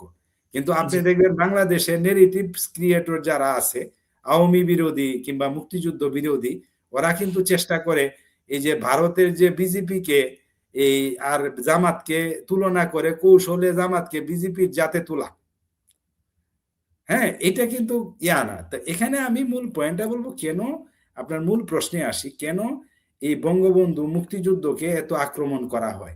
আপনি দেখবেন ভারত স্বাধীন হওয়ার ইতিহাস আর বাংলাদেশ স্বাধীন হওয়ার ইতিহাস কিন্তু এক না। ভারতকে শাসন করছে ব্রিটিশরা ২০০ বছর ধরে। যাওয়ার সময় এমন অবস্থা হয়েছিল যে একদল যদি লোক যদি লাঠি নিয়ে দৌড় দিত, তাহলে ওই ব্রিটিশরা হয়তো দৌড়ে পালাইতো, এরকম একটা অবস্থা। মানে ওরা ছেড়ে দিচ্ছে এই সময়, মানে এটা ফ্রেজাইল, এটা ওরা রাখবে না। ওরা নিজেরাই সিদ্ধান্ত নিচ্ছে যে ভারতকে তারা ছেড়ে চলে যাবে। একটা দেন দরবার হয়েছে, তখন দেশটা ভাগ হয়েছে, কার বন্টনে কতটুক নিবে, কার সুবিধায় কে কতটুক নিবে। কিন্তু বাংলাদেশের ব্যাপারটা কিন্তু তা না। বাংলাদেশ কিন্তু সেইভাবে স্বাধীন হয় নাই। আমি ফ্যামিলি ডাইনেস্টিতে এটা এই ডেইলি স্টারের লেখাটা পরে এশিয়ান নিউজ নেটওয়ার্কে ওরাও আর্কাইভ করছে এই লেখাটা, আমি ওখানে ব্যাখ্যা করছি যে বাংলাদেশ স্বাধীন হওয়া আর ভারত স্বাধীন হওয়ার ইতিহাস এটা কিন্তু এক না। এবং নেহেরুকে ইতিহাসে যেভাবে মূল্যায়ন, নেহেরু অবশ্যই মানে গ্রেট ম্যান, কিন্তু বঙ্গবন্ধুকে, নেহেরুকে ভারতের আঙ্গিকে আর বঙ্গবন্ধুকে বাংলাদেশের ইতিহাসের আঙ্গিকে যখন বিচার করা হবে, এটা কিন্তু এক না। হ্যাঁ, তো এইটা কিন্তু স্বাধীনতার ইতিহাসটা কিন্তু এক না। তো যে কারণে এই যে আমি যে কথাটা বলি, ইতিহাসে যখন কংগ্রেসকে মূল্যায়ন করা হবে আর আওয়ামী লীগের মূল্যায়ন করার ইতিহাস কিন্তু এক না। আর বাংলাদেশের ইতিহাস কিন্তু সেটা বাংলাদেশে লিপিবদ্ধ না, এটা বিশ্ব ইতিহাসেরও অংশ। তো সে এটা ইচ্ছা করলে কিছু মূর্তি ভেঙ্গে, বাড়ি ভেঙ্গে ইতিহাস থেকে কিন্তু এটা মুছে ফেলা যাবে না, এটা আমরা সবাই জানি। কিন্তু এরা বারবার আঘাতটা করতে চায় এই কারণে, আপনি দেখবেন ভারতে কিন্তু বিজেপি কিন্তু এই যে ভারত স্বাধীনতার ইতিহাসকে এত অ্যাটাক করে না, অ্যাটাক করার প্রয়োজনটাও পড়ে না আপনি দেখবেন, কারণ ভারত স্বাধীনতার ইতিহাস। আপনার সাথে একটা জিনিস যুক্ত করতে চাই, ওরা তো অ্যাটাক করে না, উল্টো তারা দেখবেন যে তারা পাকিস্তানকে যখন কংগ্রেস শত্রু মনে করে, ঠিক একইভাবে বিজেপিও কিন্তু পাকিস্তানকে শত্রুই মনে করে।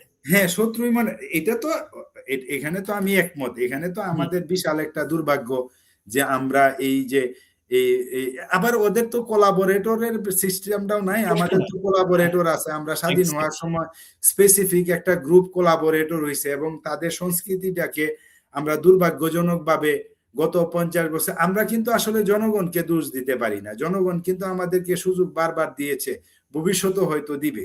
কিন্তু তাদের যে বেড়ে ওঠার যে সাংস্কৃতিক যে সাংস্কৃতিক পরিমণ্ডলটাকে কিন্তু আমরা বৃদ্ধি করতে দিয়েছি। এটা আমাদের ব্যর্থতা। এই ব্যর্থতাটাও কিন্তু আমাদেরকে মানতে হবে, হ্যাঁ, যে আমরা ব্যর্থ হয়েছি কোন জায়গাটাতে। আবার আমাদের ব্যর্থতাটাকে আবার আমাদের বিরুদ্ধ পক্ষ যেভাবে দেখানো হয়, এটাও আরেকটা বিষয়, এটাকে আমাদের মোকাবেলা করতে হবে। সবই ঠিক আছে, কিন্তু আমি যে পয়েন্টটাতে, আপনার মূল প্রশ্নটাতে যদি আমি আসি, আমি একটু অন্যভাবে উত্তরটা দেওয়ার চেষ্টা করছি আর কি, যে কেন তারা বারবার তারা হচ্ছে এটাকে অ্যাটাক করছে, তাই না? অ্যাটাক করছে কারণ ওরা ভালো করে জানে বঙ্গবন্ধুকে, আবার এটাও মানে ওরা তো খুব বিপদে থাকে, বঙ্গবন্ধুকে তো মারতে পারবে না, হ্যাঁ, কারণ উনি তো জীবিত আছেন। জীবিত না থাকলে উনাকে বারবার কেন আক্রমণ করবেন, মূর্তিকে কেন আক্রমণ করবেন, তাই না? কারণ ওরা they also believe that Bangabandhu still alive. হ্যাঁ, তো এটা তারা বিশ্বাস করে। বিশ্বাস না করলে তো এতবার ধরেন বঙ্গবন্ধুর 32 নাম্বার যে ভাঙলো, আচ্ছা একটা বাড়ি একবার পুরাইলো, তারপরে আবার যাওয়া লাগলো। হ্যাঁ, আবার কেন যাওয়া লাগবে? আমি ছোট একটা গল্প 30 সেকেন্ডে আমি করছি। আর ছোট সময় আমি হাই স্কুলে যখন পড়তাম, তার পাশে ছিল থানাটা, আমার নেত্রকোনা আমার বাড়ি, কেন্দুয়া থানাটার পাশে ওইটাতে একটা কিলিংস হয়েছিল, মার্ডার হয়েছিল। তা আমরা এই লাশটা নিয়ে আসছে আপনার থানার সামনে। তা আমরা স্কুল থেকে দৌড়াইয়া সবাই যাচ্ছি, দেখতে যাচ্ছি যে এটা হচ্ছে যে মেরে ফেলছে। গেলাম তো, যে কিলার ছিল, এবং আমার স্পষ্ট মনে আছে কিলার ছিল, সে আমি দেখতে গেছি, আমার পাশেই সে দাঁড়িয়ে সেই লাশটা দেখতেছে, সে রাতে কিল করছে। তো তখনও জানা যায় নাই যে সে এই হত্যার সাথে জড়িত। তো আমি বাড়িতে যাওয়ার পরে শুনলাম অমুক গ্রেপ্তার হয়েছে, ও এর সাথে জড়িত। এবং আমার স্পষ্ট মনে আছে, আমি যখন লাশটা দেখতে যাই, আমি তখন ক্লাস 8-এ পড়ি, সে আমার পাশে দাঁড়িয়ে রয়েছে, সে ঘুরতে ঘুরতে সে ওখানে গেছে। বঙ্গবন্ধুর বাড়িটা যারা ভাঙছে তো মানসিক অসুস্থ হয়ে গেছে, দেখবেন বারবার ওই বাড়ির দিকে যাচ্ছে, কিছু হইলেই ওখানে যাচ্ছে, ওখানে ইট পড়ে রয়েছে, ওখানে তো কিছু নাই, কিন্তু ওইটা কেন, কিন্তু আবার উনি বঙ্গবন্ধু আছেন কিন্তু। হ্যাঁ, তো ওইটা ওরা মনে করতেছে ওরা মানসিকভাবে অসুস্থ হয়ে গেছে।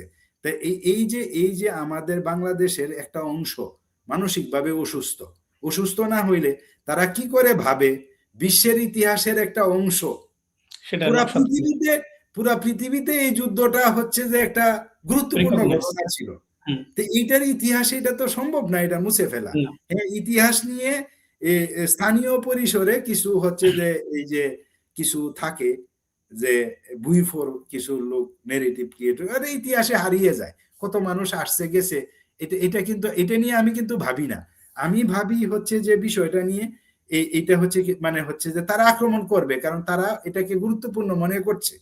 কারণ তারা আক্রমণ না করেও তারা শান্তি থাকতে পারছেন, তারা আবার আক্রমণ করেও তারা কিন্তু মানে অসুস্থতা কিন্তু এটা। হ্যাঁ, আমি আমি আমি মনে করি যে ইতিহাস থেকে এই বঙ্গবন্ধুকে মুছে ফেলা সম্ভব না, কারণ এটা বিশ্ব জি, ইতিহাসের অংশ। জি, ধন্যবাদ জি। আপনাকে। অসংখ্য ধন্যবাদ রাসেল ভাই। আমরা এটাও জানি তারা বঙ্গবন্ধুকে জীবিত মনে করে বলেই রাজাকারের দল স্বাধীনতার ৫৪ বৎসর পরে সোহরাওয়ার্দী উদ্যানে মিটিং করতে যাওয়ার পর সেন্সলেস হয়ে যায়। এটাই বঙ্গবন্ধুর শক্তি। বঙ্গবন্ধু সর্বত্র বিরাজমান। আ আমরা ফিরছি হচ্ছে খায়ের ভাই আপনার কাছে, আমরা অনুষ্ঠানের প্রায় শেষ দিকে। আম খুবই ছোট্ট করে একটা প্রশ্ন করতে চাই। আমি শেষ প্রশ্নটা রাসেল ভাইকে করব। তরুণ প্রজন্ম নিয়ে। আপনারা দুজনেই মিডিয়া ব্যক্তিত্ব। আমি জানি আপনারা দুজনেই পত্রিকায় লিখেন, কলাম লিখেন, এনালাইসিস করেন। সুতরাং যে কাউকে প্রশ্নটা করলে হয়। বাট যেহেতু এটা সিরিয়ালে আসছে আমি খায়ের ভাই আপনাকে করতে চাই। আমি আসলে আজকে খুব কিউরিয়াসলি বাংলাদেশের প্রধান দৈনিক সংবাদপত্রগুলো দেখছিলাম। কেননা ১৭ বছর ধরে একভাবে দেখে আসছি, আর আগেও দেখে আসছি এবং ২০০১ থেকে ২০০৭ সাল পর্যন্ত দেখেছি। তখনও কিন্তু দৈনিক প্রথম আলোর কথা বলেন, যুগান্তর বলেন, ইত্তেফাক বলেন, তারা কিন্তু জাতির জনক বঙ্গবন্ধু শেখ মুজিবুর রহমানের জন্মদিবস বা হচ্ছে যে ২৬শে মার্চের যে স্বাধীনতার ঘোষণা, এই প্রত্যেকটা জিনিস তারা কিন্তু প্রথম পাতায় কিন্তু লিড নিউজ করেছে। আমি যদি ভুল না করি। আমার যদি মেমোরি যদি আমার সাথে বিট্রে না করে। আমি এইবার একটু খুব ভালো করে দেখলাম। বিশেষ করে প্রথম আলো তারা কিন্তু জাতির জনক কথাটা লিখেনি। আ প্রথম আলো কিন্তু শুধুমাত্র লিখেছে আজ বঙ্গবন্ধুর জন্মদিন। কলামে কোথাও লেখেনি যে হচ্ছে যে বঙ্গবন্ধু, লিখেছে শেখ মুজিবুর রহমান। এই যে গণমাধ্যমের আ তথ্য বিকৃতি, এই যে গণমাধ্যমের তথ্য সন্ত্রাস, তারা বলেছে ১৮ মাস তারা একটা সিচুয়েশন এর মধ্যে দিয়ে গেছে। কিন্তু এখন তো আর ১৮ মাস নাই। সেটা ১৮ মাস পেরিয়ে হচ্ছে ১৯ মাস হয়ে গেছে, তাই না?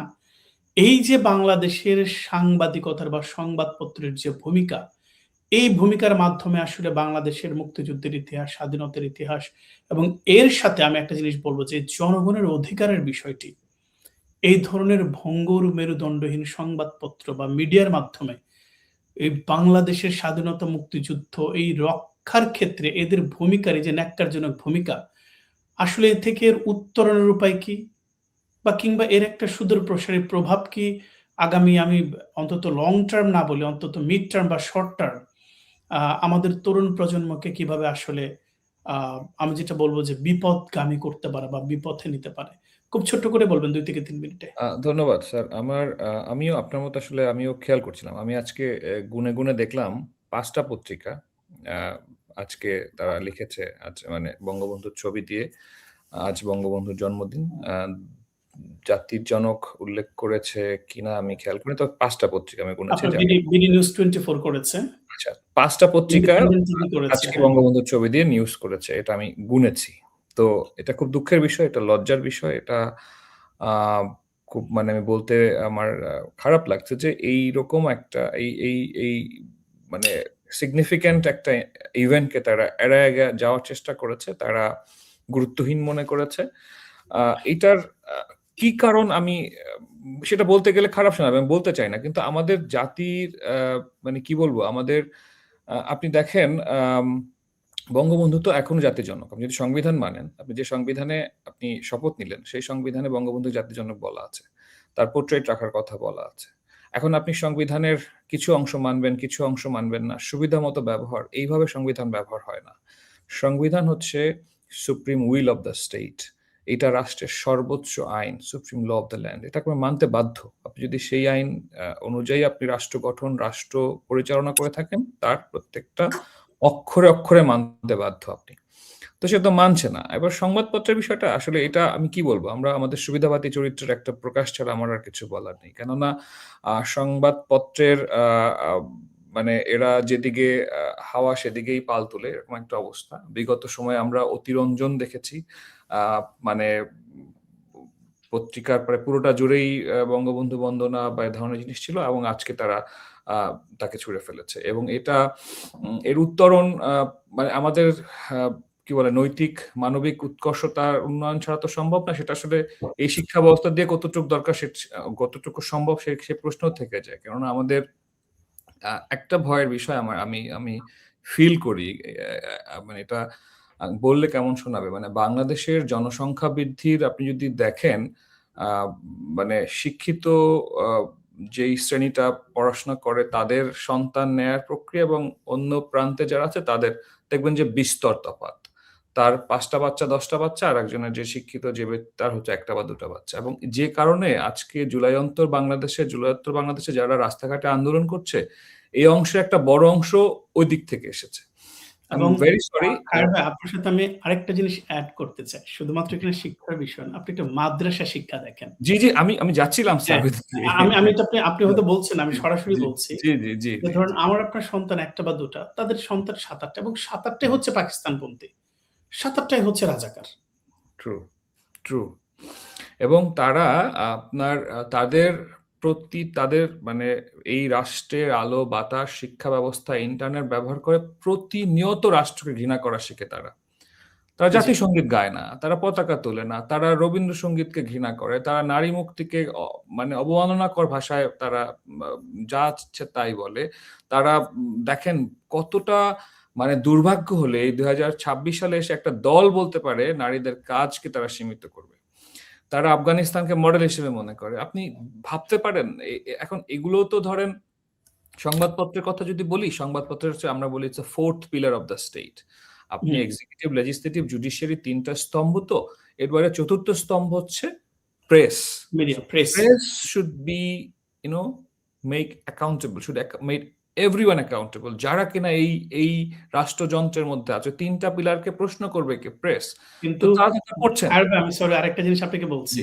জি। সংবাদপত্র, রাজনৈতিক দল বা হচ্ছে যে আমাদেরকে অ্যাকাউন্টেবল করবে কে? এখন তাদেরকে অ্যাকাউন্টেবল করতে বাধ্য করতে হয়। মানে ভয়াবহ অবস্থা। এবং আপনি দেখেন আ কি বলবো মানে যেই মানে আমি সেটা নিয়ে হতাশাই এক ধরনের মানে আমার গত ১৭ মাসে আপনি জানেন গত ১৮ মাসে আ অনেক পত্রিকা মানে বড় নাম আমি নিতে চাচ্ছি। তারা আমার লেখা ছাপবে না। মানে ছাপে নাই। এই আমি বঙ্গবন্ধু মনে হয় ১.৫ বছর পরে আমি বঙ্গবন্ধুর ৭ই মার্চে একটা লেখা লিখলাম। জি, এখন আমি এটা তো দেখেছি। বলা যায় না। মানে এটা তো বলা যায় না যে মানে কেন আপনি বলে ভাই বোঝেনই তো। এখন এর আপনি কি উত্তর দিবেন? আপনি তো মানে এখন একটা দেশের মানে সংবাদপত্র যদি এক এইভাবে মিনিটে শেষ করব। এইভাবে যদি আচরণ হুম, করেন, আমি শেষ করে দিচ্ছি। মানে আমি এখানে আমার এই প্রশ্নের আসলে উত্তর নাই স্যার। এটা আমি হতাশা ছাড়া আর জি, কিছু ব্যক্ত করতে পারব না। যে এরা আমাদের চরিত্রের যে সুবিধাবাদী অংশের যে অংশটা বহিঃপ্রকাশ সেটা আমাদের সংবাদপত্রে প্রতিনিয়ত প্রকাশ হয়।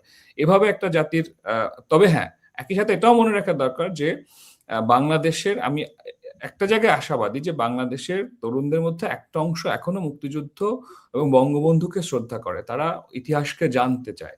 সেই জায়গাটাতে আমি আশাবাদী এবং আমি বিশ্বাস করি এই সুবিধাবাদী সংবাদপত্রের একসময় শেষ হবে এবং জি। সত্যিকারের বাংলাদেশের যে জাতীয়তাবাদ সেটা এর উপরে প্রভাব বিস্তার করবে বলে আমি আশা করি। But at this moment I am অসংখ্য not a happy with this. অসংখ্য, অসংখ্য ধন্যবাদ। আর আমি আপনাকে তাড়া দেওয়ার জন্য খুবই দুঃখিত। আমরা একদম শেষ দিকে। জি, জি। রাসেল ভাই, খুব সংক্ষিপ্ত করে ২ মিনিট আপনি যদি একটু বলেন, আ আমরা এই নতুন প্রজন্মের কাছে বঙ্গবন্ধুর জীবন এবং বাংলাদেশের জন্মের ইতিহাস কিভাবে এমনভাবে উপস্থাপনা করা যায় যাতে করে কেবল আবেগ নয়, বরং গবেষণা, তথ্য ও সচেতন নাগরিক চেতনার অংশ হয়ে ওঠা যায়। আ খুব সংক্ষিপ্ত করে বলবেন।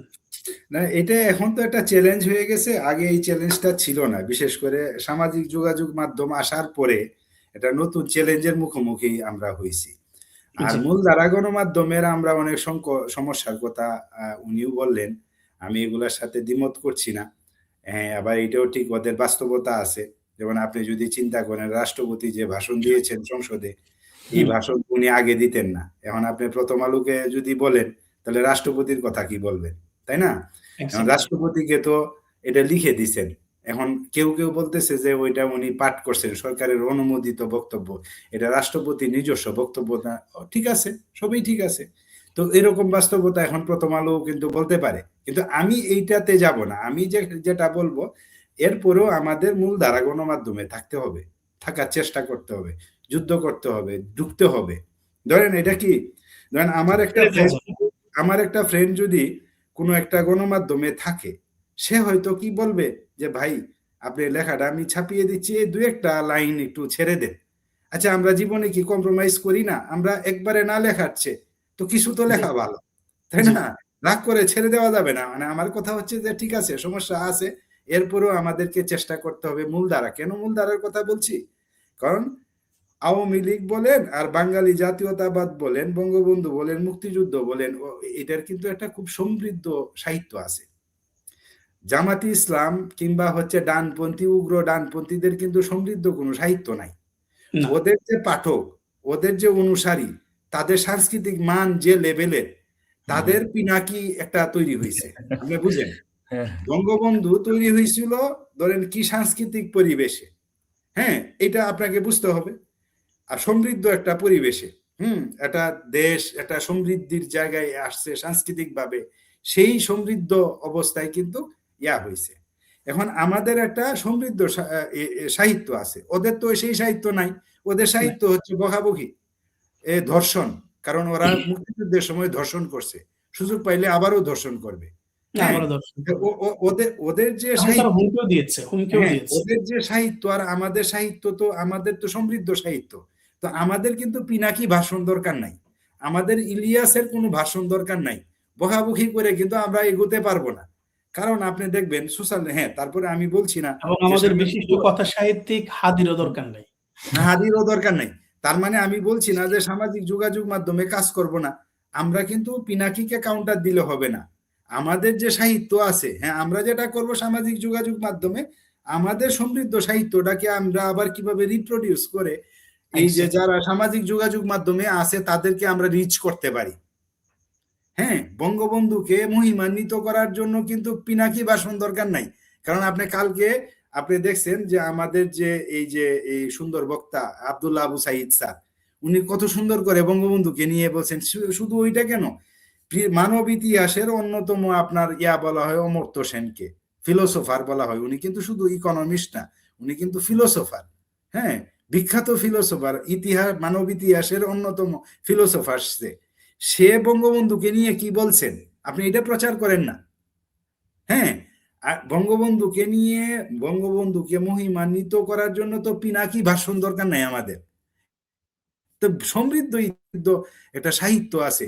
আমাদের দায়িত্ব হচ্ছে এইটা কিভাবে, এই যে বর্তমান যে চ্যালেঞ্জ, এই যে সামাজিক যোগাযোগ মাধ্যম যেটা আসছে আমাদের সামনে চ্যালেঞ্জ, সেই চ্যালেঞ্জ কিভাবে মোকাবেলা করব, কিভাবে এই সামাজিক যোগাযোগ মাধ্যমে সক্রিয় যারা আছে তাদের, কিন্তু আবার একটা কথা ভুলে গেলে চলবে না, এই যে প্রথম আলো, ডেইলি স্টার, পুরানোর, আমি শেষ করে দিচ্ছি, প্রথম আলো, ডেইলি স্টার, পুরানোর কিন্তু যারা পুরাইছে তারা কিন্তু এটার কিন্তু খেসারত কিন্তু দিয়েছে, তারা কিন্তু টের পাচ্ছে। তো এই জন্য আমি বলি, এই আপনি বঙ্গবন্ধুকে যদি উপেক্ষাও করে এই নতুন বাস্তবতায়, তারপরেও আমি বলবো যে বঙ্গবন্ধুকে এই এই যে বলে না মূলধারা গণমাধ্যমে আমরা যদি বাঁচিয়ে রাখতে পারি, এটাই হবে দীর্ঘমেয়াদে বাঁচিয়ে রাখার হচ্ছে যে সবচেয়ে ভালো কৌশল। আমাদেরকে চেষ্টা করে যেতে হবে। আরেকটা আমি শেষ একটা কথা আমি বলছি, আপনার মিউট হয়ে আছে মাহবুব হ্যাঁ, স্যার। যেটা হ্যাঁ, রাসেল আমি, ভাইয়ের সাথে বলছিলাম যে একই সাথে এর মাধ্যমে তরুণ প্রজন্মকে মূল ধারায় ফিরিয়ে আনার একটা অন্যতম। হ্যাঁ, হ্যাঁ, আমার এবং এটা কেন করতে হবে, কারণ মূল ধারায় যদি ওদেরকে ফিরিয়ে না আনি, আপনি খেয়াল করে দেখবেন আপনার পিনাকি আর ইলিয়াস যেদিন ইয়া করলো, ওদেরকে মবকে উস্কে দিল প্রথম আলো, ডেইলি স্টার আক্রমণ করার জন্য, খালেদ মহিউদ্দিন কিন্তু পাল্টা পাল্টা কোনো বার্তা দিয়ে ওদেরকে থামাইতে পারে নাই। বাংলাদেশের যতগুলা আমরা যদি বলি এই প্রান্তের, যদিও আমি খালেদ মহিউদ্দিনকেও এই প্রান্তের মনে করি না আমি, কারণ তার যে অডিয়েন্স, সে তার ডানপন্থী অডিয়েন্স মেনটেন করে। কারণ সে যে উগ্রপন্থী। ভোটগুলা যখন দেয়, আপনি দেখবেন তার ভোটের যে ফলাফল আগে থেকে জানা যায় এটার উত্তরটা কি হবে। হ্যাঁ, আমরা আমরা শেষ করে দিব রাসেল, 1 মিনিটে। হ্যাঁ, আমি শেষ কথা এটাই বলছি যে আমাদেরকে কিন্তু এই যে খালেদ ইয়া যে আছে, পিনাকিদের উল্টা ভাষণ দরকার নাই। আমাদের জায়গায় আমাদেরকে খেলতে হবে, খেলতে হবে। আমাদের জি, খেলার জায়গায় আমরা খেলতে হবে। ওদের খেলার জায়গায় যেয়ে কিন্তু আমরা খেলতে পারবো না। দরকার নেই। হ্যাঁ, জি, কারণ আমাদেরকে আলো হাতে নিয়ে ঘুরতে হয়। আর ওরা আরো বেশি গভীর অন্ধকারে ঢুকে। গভীর আলো অন্ধকার। জ্বালানো কিন্তু কঠিন। জি, অন্ধকার জায়গাকে আরো অন্ধকারময় করাচ্ছে। জি, জি, ধন্যবাদ। এই জন্য আওয়ামী লীগের চ্যালেঞ্জটা কিন্তু বেশি, কারণ জি, আওয়ামী লীগ কিন্তু আলো হাতে নিয়ে আসতে হয়। আর জি। ওরা কি করে, আলোটা নিবানোর কাজ করে। তো আলো নিবানোর কাজ। নিবানো কিন্তু খুব কঠিন কাজ না, জ্বালানোটা বেশি কঠিন। জ্বালানোটা কঠিন। হ্যাঁ, এক্সাক্টলি, খুব ধন্যবাদ। মূল্যবান একটা কথা বলেছেন। ধন্যবাদ। আ অসংখ্য ধন্যবাদ দুজনকেই। আমি শেষ করতে চাই, প্রিয় দর্শক, আমাদের প্রিয় কবি নির্মলেন্দু গুণের কবিতার কয়েকটা লাইন দিয়ে, "সমাবেত সকলের মতো আমিও গোলাপ ফুল খুব ভালোবাসি। রেসকোর্স পার হয়ে যেতে সেই সব গোলাপের একটি গোলাপ গতকাল আমাকে বলেছে, আমি যেন কবিতায় শেখ মুজিবের কথা বলি। আমি তার কথা বলতে এসেছি।" আজকে পরিবর্তিত বাস্তবতায় সারা বাংলাদেশে যেখানে বঙ্গবন্ধুর কথা বলা নিষিদ্ধ, সেই জায়গায় দাঁড়িয়ে, সেই স্রোতের বিপরীতে দাঁড়িয়ে আমরা ৩ জন আজকে বঙ্গবন্ধুর কথাই বলতে এসেছিলাম। বঙ্গবন্ধুর কথা বলতে শুধুমাত্র বঙ্গবন্ধুর জন্ম, পিতামাতা, পিতামহ কিংবা হচ্ছে টুঙ্গিপাড়ার মধ্যে সীমাবদ্ধ নয়। বঙ্গবন্ধু মানে একটি দর্শন, একটি রাজনৈতিক চিন্তা, রাষ্ট্রচিন্তা এবং সামগ্রিকভাবে মানব কল্যাণের একটা নেতৃত্বের জায়গা বা নেতৃত্বের গুণ। শেষ করতে চাই একটি কথা বলে, আজকে সংবাদপত্রে হয়তো জাতির পিতা বঙ্গবন্ধু শেখ মুজিবুর রহমানকে যথাযথ মূল্যায়ন করেনি, কিংবা তারা হয়তো সাংবিধানিকভাবে জাতির পিতা স্বীকৃতি দিতে চায় না। কিন্তু আপনি রয়টার্স, গার্ডিয়ান বা হচ্ছে এই ধরনের যত অ্যাসোসিয়েট প্রেস বা হচ্ছে আপনি সিডনি হেরাল্ড, আপনি যত বড় বড় পত্রিকা দেখেন, একটু শুধু সার্চ দিয়ে দেখবেন, তারা লিখে বাংলাদেশের ফাউন্ডিং ফাদার, বাংলাদেশের জন্মের পিতা, জাতির জনক বঙ্গবন্ধু শেখ মুজিবুর রহমান। আর আজকে পুরো অনুষ্ঠান জুড়েই অনেকে দেখেছেন, আমি অনেকবার হেসেছি, আমি ইচ্ছা করে হেসেছি। গত 19টা মাস আমরা শুধু কেঁদেছি, আজকে বঙ্গবন্ধুর জন্মদিন আমরা হাসবো। এই মহানায়কের কারণেই আমরা 7 কোটি বাঙালির মুখে হাসি দেখেছিলাম 1971 সালে। সেই হাসিটা 54 বৎসর পর পরাজিত শক্তিরা আমাদের মুখ থেকে কেড়ে নিয়েছে। আমরা আজকে থেকে দৃপ্ত শপথ নিতে চাই, বঙ্গবন্ধুর আদর্শেই আমরা আবারও বাংলাদেশকে মূল ধারায় ফিরিয়ে নিয়ে যাব। আপনাদের দুজনকে অসংখ্য ধন্যবাদ, এবং দীর্ঘক্ষণ যে সকল দর্শক আমাদের সাথে যুক্ত ছিলেন, আপনাদেরকেও ধন্যবাদ। ভালো থাকবেন। জয় বাংলা, জয় বঙ্গবন্ধু।